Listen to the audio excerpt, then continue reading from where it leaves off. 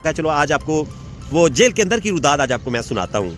अब 72 दिन और 16 घंटे हो चुके हैं इनको जेल के अंदर गए हुए 22 नवंबर से आज तक। मर्डर केस आज हमारी बहन को दुनिया से गए हुए 85 दिन हो चुके हैं और बड़ी ज़बरदस्त किस्म की डेवलपमेंट्स आज आपके सामने मैं लेके आया हूँ कि 3 तारीख को जो है वो जब जो इन्होंने ज़मानत के लिए दरखास्तें दी हुई थी, अपीलें की हुई थी, इसलिए इनकी ज़मानतें जो है वो जल्द से जल्द हो जानी चाहिए। आज इंशाल्लाह 4:30 बजे तक 5 बजे तक रिपोर्ट आ जाएगी कि इनकी जो ज़मानत की दरखास्तें हैं वो जो रिजेक्ट हो चुकी हैं। और अगर आपने सुगरा बीबी को, यास्मीन को, अब्दुल्ला को और नवीद को बड़ा चहेता बना के रखा हुआ है, उनके बारे में तो आप कोई बात करते नहीं है भाई। ये 22 नवंबर को जब ये जेल में 4:30 बजे शिफ्ट हुए थे तो अपनी अपनी बैरकों में चले गए।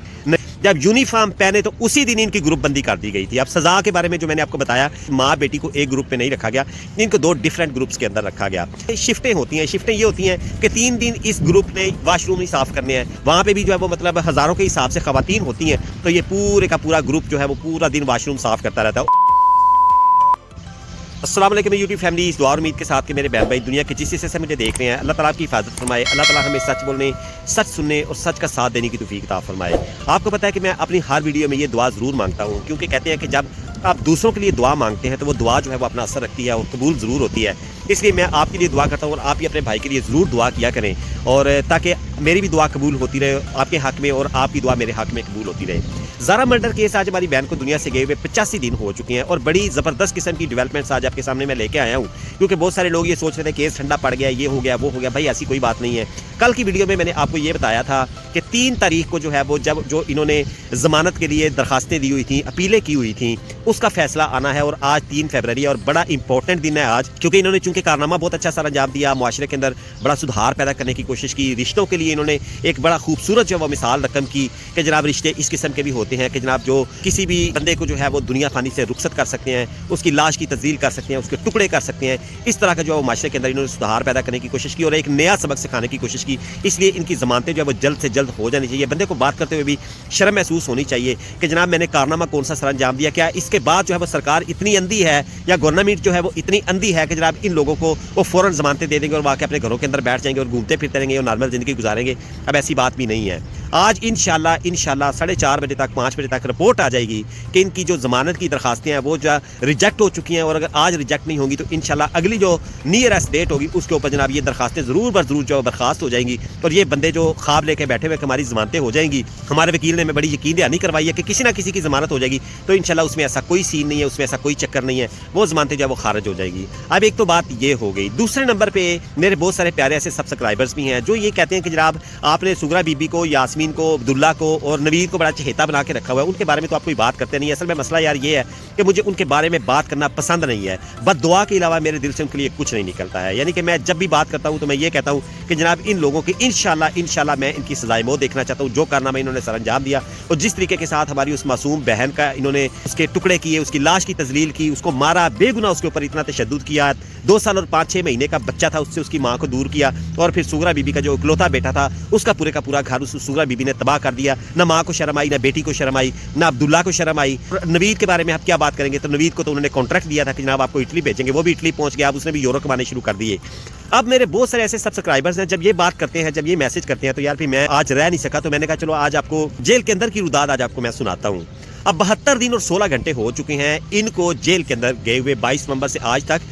इस टाइम तक क्या इन्होंने ये सोचा हुआ था कि हम जेल में चले जाएंगे तो हम नानी के घर जा रहे हैं, कि जहाँ पे जब हम जाके बैठेंगे तो वहाँ पे जनाब हमारी बड़ी आओ भगत की जाएगी। भाई सज़ा किस लिए दी जाती है, आप अंदाज़ा लगाएं। सज़ा किसको कहते हैं? सज़ा तकलीफ़ देने का नाम है। किसी बंदे को तकलीफ़ दी जाती है। क्या सज़ा के लिए कभी ये भी कहा गया कि 2 किलो सेब है, ये सज़ा के तौर पर आप खाओ? या कभी ये भी हो सकता है कि जनाब किसी को मिल्क शेक बना के दिया जाए कि आप जो वो मिल्क शेक पियो, चूँकि आपने कारनामा बड़ा अच्छा सर अंजाम दिया, सज़ा के तौर पर आपका मिल्क शेक पिलाया जाएगा? या आपको जो है वो दबाने के लिए एक आया प्रोवाइड की जाएगी कि जनाब आप बहुत बड़ा कारनामा सर अंजाम दे के आ रहे हैं बाहर, और आपको जो है वो दबाने के लिए एक माई प्रोवाइड की जाएगी? ऐसा नहीं होता है भाई। ये 22 नवंबर को जब ये जेल में 4:30 बजे शिफ्ट हुए थे तो अपनी अपनी बैरकों में चले गए। नवीद और अब्दुल्ला को एक बैरक में डाल दिया गया और खवातीन की जो बैरक थी उसके अंदर खवातीन को डाल दिया गया। खवातीन के अंदर जब ये जाके पहले एंटर हुई हैं उस वक्त भी इनकी अच्छी खासी आओ भगत उन औरतों ने की, क्योंकि वो भी सुन चुकी थी कि आज हमारे जेल के अंदर ऐसी माँ बेटी आने वाली हैं कि जिन्होंने चलो उन्होंने तो जो भी कारनामे बेचारियों ने सर अंजाम दिए होंगे, किसी ने अपने हस्बैंड के साथ कुछ किया होगा, या किसी ने किसी को मारा होगा, किसी ने अपनी عزت بچانے کے لیے کسی کو قتل کیا ہوگا تو جناب یہ وہ والی خواتین تھی. جب ان کو انہوں نے دیکھا تو ان کی اچھی خاصی آؤ بھگت کی گئی, پھر ان کو یونیفارم پرووائڈ کیے گئے. جب یونیفارم انہوں نے پہن لیے تو اسی دن ان کی گروپ بندی کر دی گئی تھی. اب سزا کے بارے میں جو میں نے آپ کو بتایا کہ سزا جو ہے وہ تکلیف دینے کا نام ہے, تو اس ماں بیٹی کو ایک گروپ میں نہیں رکھا گیا, ان کو 2 ڈیفرنٹ گروپس کے اندر رکھا گیا. اب جیل کے اندر کام کیا کیا کرنے والے ہوتے ہیں, ظاہری بات ہے جو بھی ہوتی ہے رفع حاجت کے لیے عورتیں واش روم بھی یوز کرتی ہیں, یا اس طرح کی صفائیاں کرنی ہوتی ہیں, یا برتن دھونے ہوتے ہیں, یا اس طرح کی جو مشقت ہے وہ ان سے لی جاتی ہے. پرانے دور میں تو جناب چکی پیسی جاتی ہے, پتہ نہیں اب بھی ہوگا کہ نہیں ہوگا, لیکن واش روم تو پکے ٹھکے صاف کرنے ہوتے ہیں. اور اس کے بارے میں آپ کو تصویر کھینچ کے بتاتا ہوں کہ جب ان کی گروپ بندی کی گئی تو اس میں شفٹیں ہوتی ہیں. شفٹیں یہ ہوتی ہیں کہ 3 دن اس گروپ نے واش روم ہی صاف کرنے ہیں, یعنی کہ انہوں نے ان کی مختلف ٹائم کے اوپر ڈیوٹی ہے کہ ہر آدھے گھنٹے کے بعد انہوں نے واش روم کے اندر جناب جا کے پوری صفائی کرنی ہے, وائپر پھیرنے ہیں, کموڈ صاف کرنا ہے, اس طرح کی جو چیزیں ہیں وہ کریں. اب ظاہری بات ہے جیل کے اندر کوئی 2-4 خواتین تو ہوتی نہیں ہے, وہاں پہ بھی جو ہے وہ مطلب ہزاروں کے حساب سے خواتین ہوتی ہیں. تو یہ پورے کا پورا گروپ جو ہے وہ پورا دن واش روم صاف کرتا رہتا ہے. اور یہ ماں بیٹی جو ہے ان کو ڈیفرنٹ گروپس کے اندر ڈالا گیا کہ یہ ایک دوسرے کو دیکھتی رہے کہ اگر ماں کی جو وہ باری ہے ٹائلٹ صاف کرنا تو وہ ٹائلٹ صاف کرے, تو بیٹی اس کو ماں کو وہ والا کام کرتے ہوئے دیکھ رہی ہے. اور جب بیٹی کا گروپ جو ہے وہ اس کی جو شفٹ سٹارٹ ہوگی واش روم صاف کرنے والی تو ماں اس کو دیکھتی رہے گی. اس کے ساتھ جو ہے وہ ان کو جو ہے کبھی میرے ادھر درد ہے, کبھی میری کمر میں درد ہے, کبھی میرا بی پی اپ ہے, کبھی میرا بی پی ڈاؤن ہے. کبھی جب انسان اپنے گھر کے اندر ہوتا ہے تو بڑا چودھری بن کے زندگی گزارتا ہے, بڑے اچھے طریقے کے ساتھ وہ زندگی گزار ہوتا ہے, پیسے بھی اس کے پاس ہوتے ہیں, اس کا ایک اپنا گھر ہوتا ہے, ایک اپنی ٹیریٹری ہوتی ہے, اس کا ایک اپنا جو ہے وہ کھاد بندی ہوتی ہے, گھر کی حکمرانی اس کے پاس ہوتی ہے, ہر چیز ضرورت کی جو ہے وہ گھر کے اندر موجود ہوتی ہے. اور کوئی نکرانی رکھی جائے اس کے اوپر بھی روب جھاڑا جاتا ہے, وہ ساری کی ساری چیزیں کی جاتی ہے. تو جو انہوں نے کارنامہ سر انجام دیا تو اس کے بعد انہوں نے یہ سوچا تھا کہ جیل میں جا کے ہم جو ہے وہ سکون میں آ جائیں گے. بھائی جیل ایک الگ سے جو ہے وہ پریشانی کا نام ہے. 1001 پریشانیوں کو ایک دوری کے اندر ڈال کے اس کو کوٹا جائے نا, جو پیڑے بنتے ہیں ایسے 100 پیڑے بنا کے ان کو کوٹا جائے تو جو پیڑا بنتا ہے نا اس کو جیل کہتے ہیں. تو یہ جیل کے اندر جا کے سکھی نہیں ہے, کبھی ان کو کہیں درد ہے تو کبھی ان کو کہیں پرابلم ہے, کبھی ان کو یہی پرابلم ہے. شروع میں انہوں نے یہ سارے کے سارے ناٹک کرنے کی کوشش کی کیونکہ کارنامہ انہوں نے بڑا اچھا سارا انجام دیا تھا. تو پھر اس کے ساتھ جو ہے وہ ان کے ڈرامے بازیاں بھی ختم کر دی گئی, یعنی کہ ان کی اس طریقے کے ساتھ چھترول کی گئی کہ میرے خیال میں اس کے بعد شاید ان کو کہیں دردیں بھی نہیں اٹھیں گی. باقی باتیں جو ہے وہ یہ ہے کہ یہ بہت سارے لوگ جو ہے وہ یہ باتیں کرتے ہیں کہ جناب یہ کیس ٹھنڈا ہو چکا ہے. بھائی یہ کیس ٹھنڈا نہیں ہوا ہے. آپ کو میں نے کل کی ویڈیو میں بھی بتایا تھا کہ بھائی ہر کیس کے چلنے کی ایک اپنی سمت ہوتی ہے.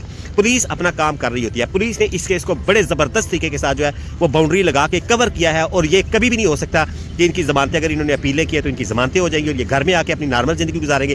ایسا بھی نہیں ہوگا. اب یہ جیل کے اندر ہے تو انشاءاللہ باقی کی ساری زندگی انہوں نے جیل کے اندر ہی گزارنی ہے. اور جس دن کیس کا فیصلہ ہوگا اور سزائے موت کے جو بھی قیدی ہوں گے ان کی سزائے موت کی اپیلیں بھی انشاءاللہ 2-4 دن کے اندر جو وہ مسترد ہو جائیں گی اور ان کو پھانسی کے پھندے پہ لٹکا دیا جائے گا. دعا یہ کرنے والی ہے. اب ہر بندہ جو ہے وہ یہ کہہ رہا ہے کہ جناب ان عورتوں کو سزائے موت کے لیے دیکھیں پاکستان کے اندر عورتوں کے لیے کوئی قانون نہیں ہے کہ ان کو پھانسی دی جائے یا ان کو کیا جائے, لیکن ان کے لیے عمر قید کی سزا ضرور رکھی جاتی ہے. لیکن آپ مجھے یہ بتا دیں کہ سغرا بی بی کی ایج جو ہے وہ 70 سال ہے یا 65 سال ہے یا 70 سال ہے, تو مجھے یہ بتا دیں کہ کیا 70 سال کے بعد اگر اس کو 30 سال کی سزا دی جائے گی تو وہ جیل سے زندہ واپس آئے گی؟ اس کو انشاءاللہ جیل کے اندر ہی مرنا ہے اور ساری زندگی اس کے اندر ہی گزارنی ہے. اور یاسمین بھی یہ سوچ کے بیٹھی ہے کہ اگر میرا ہسبینڈ اٹلی میں ہے وہ کسی کو دیت یا قصاص کی بات کرے گا تو بھائی جس باپ کی جو بیٹی کو دنیا سے رخصت کیا گیا وہ کس طرح اس چیز کو ایکسیپٹ کرے گا کہ جناب وہ چند پیسوں کے لیے اپنی بیٹی کے قاتلوں کو معاف کر دے گا یا آ کے نارمل زندگی گزارے گی؟ ان کے لیے اب زندگی اور یہ ساری کی ساری جو چیزیں ہیں یہ ساری کی ساری ذلت بن چکی ہے. اگر یہ جیل سے باہر آ بھی جاتے ہیں تو ان کو معاشرہ بھی رہنے نہیں دے گا,